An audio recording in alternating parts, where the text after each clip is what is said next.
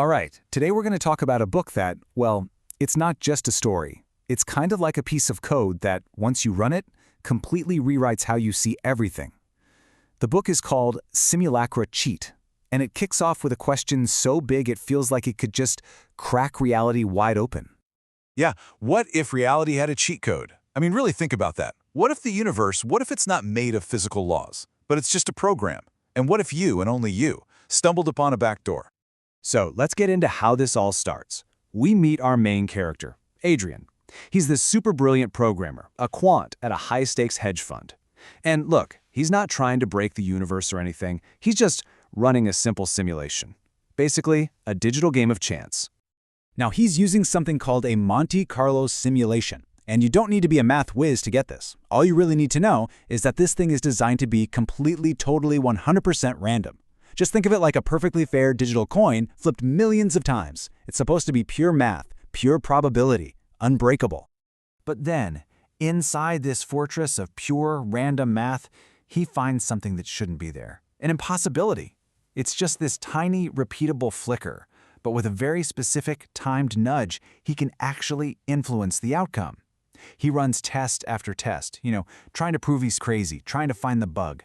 But the conclusion is just inescapable. He can steer chance. And this quote, he had found a submarine.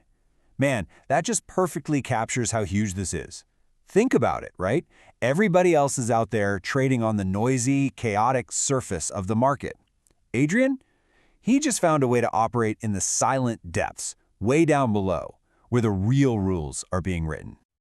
So, what's the first thing you do when you find a submarine? Well, you take it out of the lab, and you pilot it right into the deepest, most complex, most dangerous ocean you can think of, the global financial market.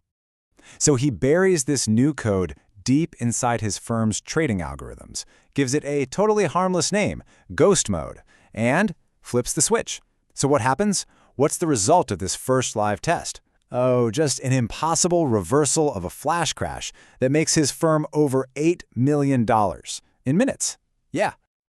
Later that night, he's in this private text file he calls his ledger, and he documents what he just did. And the tag he gives it, that hashtag, says everything. This is it. This is the moment the theory becomes terrifyingly real. He's not just watching anymore, he's actively tilting the entire game board. Okay, so Adrian realizes pretty quickly that this power, it's not just a trick. It's like discovering a whole new branch of physics.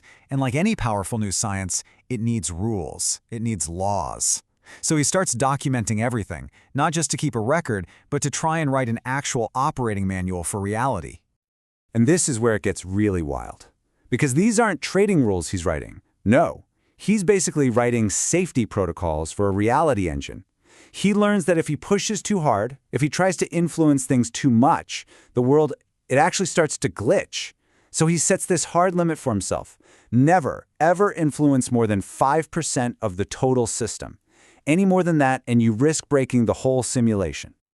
But here's the thing. If you can push the world, eventually the world is going to push back. And Adrian is about to find out that he's not just a player who found a cheat code. Nope, he's a character in the game who just got the attention of the game's designer.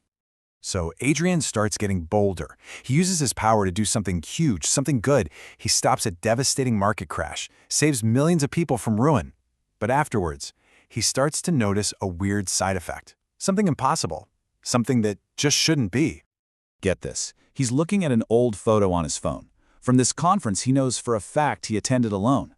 Except now in the photo, his boss, Marcus, is standing right there next to him and they're celebrating.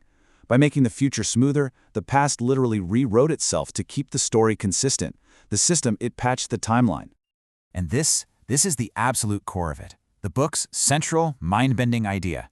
Adrian realizes that the world we see, the concrete, the buildings, the rain, it's all just a user interface. It's a render layer, like in a video game.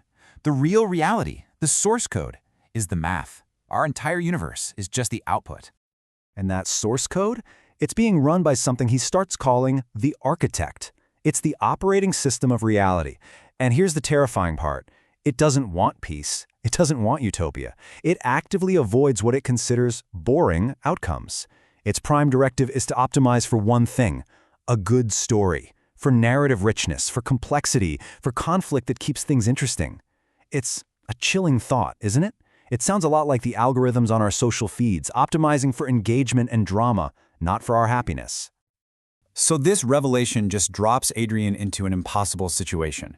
He has this incredible power to influence the world, but now he knows he's not the only one at the controls, and the other power has a very, very different agenda. So he's left with two terrifying choices. Option 1, align with the architect.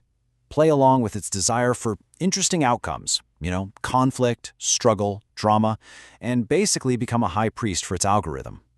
Or option 2, defy it. Use his power to fight for a boring human peace and risk being treated like a bug in the code that needs to be deleted. Adrian has this great line to describe the system he's built. He says, "I've built a flight simulator, but the plane is carrying a nuke." Think about that. He has a safe little sandbox where he can test his reality-altering cheats. But he knows, deep down, that if he pushes the wrong button out in the real world, the consequences aren't just going to be a market crash. It could be the end of, well, everything. And that really is the question that drives the whole rest of the story. What happens when you break the style guide of the universe? I mean, Adrian isn't just breaking some human law or the rules of the market. He's going against the artistic preferences of whatever wrote the universe. What happens when a character decides to fight the plot itself? So, to find out which path he chooses, and if he can even survive defying the game's designer, well, you're going to have to read the book. I'm telling you, this is one of those stories that will stick with you long, long after you finish it. It'll have you questioning every headline, every market swing, and every little strange coincidence you see in your own life.